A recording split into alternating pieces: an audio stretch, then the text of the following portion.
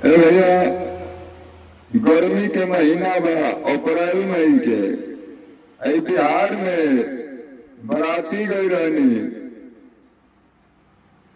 तो गुरहथी के बेड़ा माता बहनी गीत गावत रहलू आ पंडित जी बैठल रहे, स्टैंड वाला पंखा लगा रहे लगना में गर्मी के दिन रहे तो छत के ऊपर से मेहरारू गावत सो।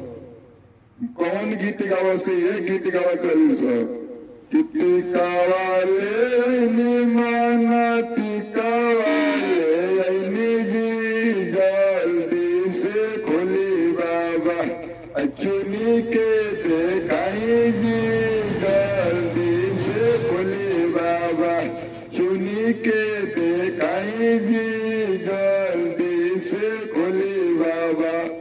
ऊपर से गुरु कहते हैं कि ना गीत गाड़ी बंद कर दे। अरे वो का हो गई?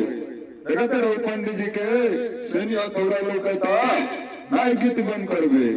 तू कर इसकी काय कहीं अरे बंद कर। उस सोच के भाई हमको सोचना समाज में जाए कॉलेज के रहो खुद भाषा में यही से गावे तनी पंडित जी समझते हैं तो बस अपन सीढ़िया थोड़ा बंद कर दिए।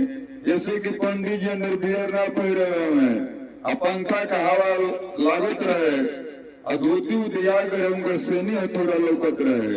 तू कोद भाषा में गावे तो ही बसे पोथी बाटत पंडित रौरा गैली का भोलाई जी भीतर के सामान राउर बाहर चली आइल जी भीतर के सामान राउर बाहर चली आइल जी।